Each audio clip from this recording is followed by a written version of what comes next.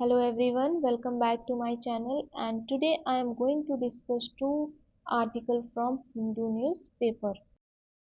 The first article is about balance but not swing. First point, India-Russia relations have a long history, but the strategic partnership and annual summits recently completed 25 years, marked by Russia President's visit to India and his first since the Ukraine war began in 2022.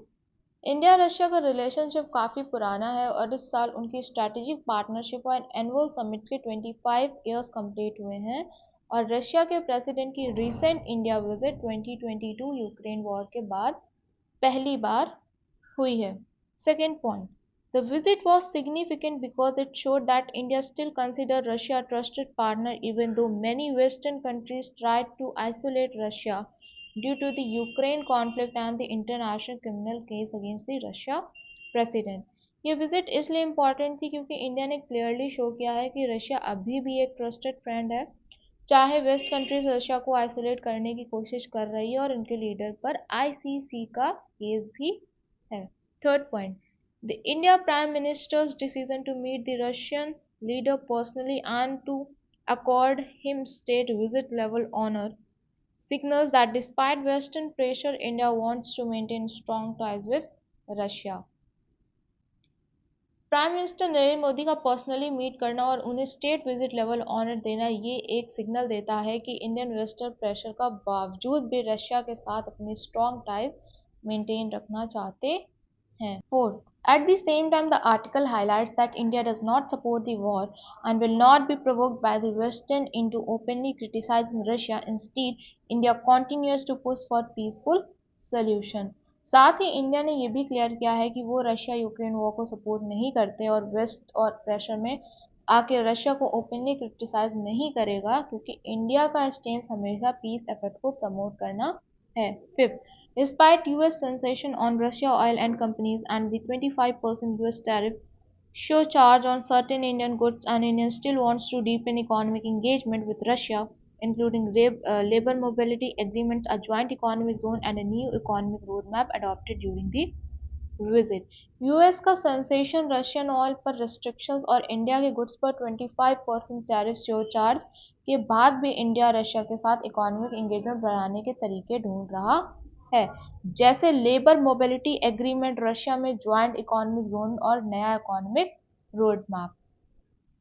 Sixth, India refused Russia's offer of uninterrupted oil supplies, choosing not to announce any increase in oil imports, a sign that India is carefully balancing its relation and not taking action that might upset ongoing negotiation with the US or EU.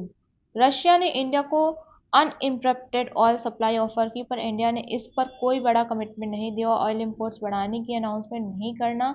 ये दिक्कत है कि India waste के conquers को भी ध्यान में रख रहा है.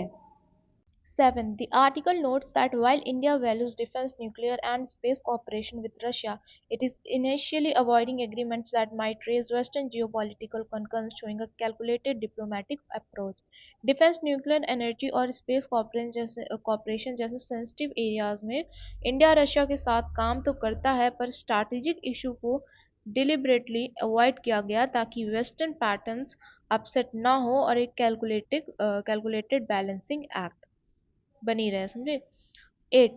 The main message is that India must maintain strategic autonomy, meaning India should take consistable decision while engaging both Russia and West instead of swing between the two like a pendulum. Article का main message ये है कि India को अपनी strategic autonomy को formally assert करना होगा, Russia और वेस्ट दोनों के साथ बैलेंस टाइज रखे बिना पेंडुलम की तरह एक साइड से दूसरी साइड स्विंग किए. The second article is about 25 died in fire in Goa. First point, a major fire broke out in a nightclub in North Goa just before midnight, resulting in the death of 25 people, including 5 tourists and 20 staff members, while 6 others were injured. Goa के एक night club में रात को एक बड़ा fire लगा है जिसमें 25 लोगों की डेथ हो गई है, जिसमें 5 टूरिस्ट और 20 स्टाफ मेंबर्स थे और 6 लोग इंजर्ड भी हुए हैं. Second point, The preliminary police investigation revealed that the fire started due to fireworks show using electric firecrackers that were conducted without safety precautions or official permission. Police का जो initial investigation में पता चला है कि जो फायर का reason था वो इलेक्ट्रिक फायर वर्कर्स का शो था, उसकी वजह से था, जो बिना किसी सेफ्टी प्रिकॉशन और परमिशन के ऑर्गेनाइज किया गया था। Third point, the nightclub was functioning illegally without license and permission, and it also lacked emergency exit doors, which turned the building into a deadly trap during the fire. Night club बिना licence और permission के चल रहा था और वहाँ emergency exit doors भी नहीं थे, जिसकी वजह से पूरा एरिया एक डेथ ट्रैप बन गया। Fourth point, over 100 people were present on the first floor dance area when the fire erupted. Many attempted to escape but got trapped, and several victims died mainly due to suffocation.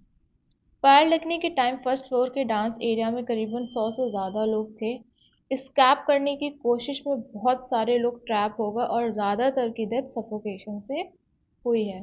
Fifth, some people tried to run down to the kitchen area to escape the flames, but they were trapped along with the staff, leading to more casualties. कुछ लोग नीचे kitchen area में run करे to save themselves, लेकिन वहाँ भी वो staff के साथ फंस गए, स्टक हो गए और बाहर नहीं निकल पाए।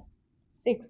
The owners, managers and event organizer have been charged with culpable homicide and death due to negligence, while 4 people have been arrested so far. However, the main owner is still absconding.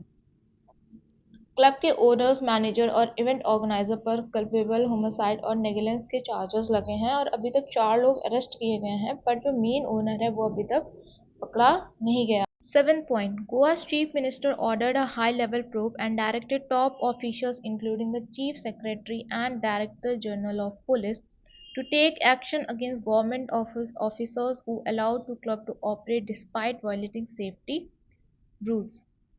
Goa के chief minister ने high level probe order की और top officials को direct किया है कि उन officers पर एक्शन लिया जाए जिन्होंने क्लब को इलीगल तरीके से ऑपरेट करने दिया despite safety violation. 8. A special committee including the South Goa Collector, Fire and Emergency Service officials and the Forensic Department has been formed to investigate the incident and submit a detailed report within a week, raising serious questions about administrative lapses. एक special committee बनाई गई है जिसमें south Goa collector, fire and emergency service और forensic laboratory के officers हैं जो एक हफ्ते के अंदर डिटेल रिपोर्ट सबमिट करेंगे और ये पूरा मैटर एडमिनिस्ट्रेटिव फेलियर को हाईलाइट करता है।